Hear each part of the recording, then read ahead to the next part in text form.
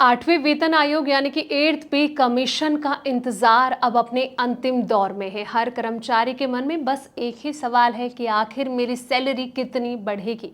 खास करके लेवल 4 पर काम करने वाले लाखों कर्मचारी ये जानना चाहते हैं कि उनकी जेब में कितना अतिरिक्त पैसा आएगा, नया बेसिक पे क्या होगा, फिटमेंट फैक्टर कितना लगेगा और इन सब के साथ HRA यानी कि मकान किराया भत्ता और TA यानी कि यात्रा भत्ता जुड़कर कुल नेट सैलरी कितनी बनेगी। अगर आपके मन में भी यही सवाल घूम रहे हैं तो आज हम आपकी सारी जिज्ञासा दूर करेंगे और जानेंगे कि आखिर क्या अपडेट इनमें मिल सकता है। नमस्कार, मैं हूं संध्या बिष्ट और आप देख रहे हैं AT हिंदी।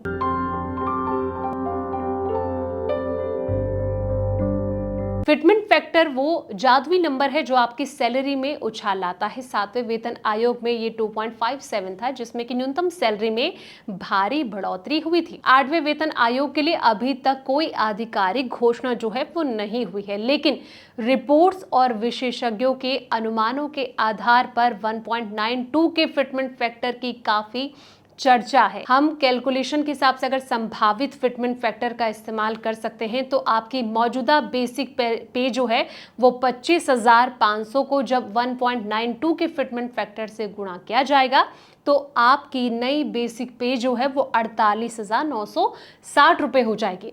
ये आपकी सैलरी में पहला और सबसे बड़ा उछाल होगा। लेवल 3 से लेकर 8 तक के कर्मचारियों के लिए हायर TPTA शहरों में यात्रा भत्ता जो है वो 3,600 यानी कि DA 0 होने पर निर्धारित है। ये हर वेतन आयोग का नियम है। जब भी नया वेतन आयोग लागू होता है तो उस समय तक मिल रहे महंगाई भत्ते को नई बेसिक सैलरी में ही समाहित यानी कि मर्ज किया जाता है। इसके बाद DA का मीटर फिर से 0 पर आ जाता है और फिर नई उपभोक्ता मूल्य सूचकांक यानी कि CPI IW के आधार पर इसकी जो है वो गणना दोबारा शुरू हो जाती है। ये गणना साफ तौर पर दिखाती है कि 8वां वेतन आयोग लेवल 4 के कर्मचारियों के लिए एक बड़ी सौगात जो है वो लेकर आ सकता है। 1.92 जैसे अनुमानित फिटमेंट फैक्टर पर भी आपकी नेट सैलरी में एक जबरदस्त उछाल देखने को मिल रहा है, जो कि 60,000 के आंकड़े को पार कर रहा है।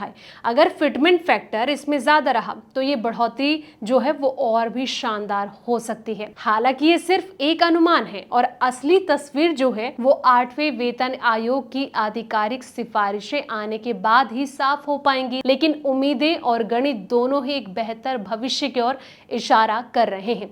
इसको लेकर आपकी क्या राय है, क्या आपकी सोच है? कमेंट सेक्शन में जाके अपनी राय, अपना सवाल जरूर लिखें। फिलहाल इस वीडियो में इतना ही। जानकारी भरे ऐसे ही तमाम वीडियोस के लिए आप देखते रहें द इकोनॉमिक टाइम्स हिंदी।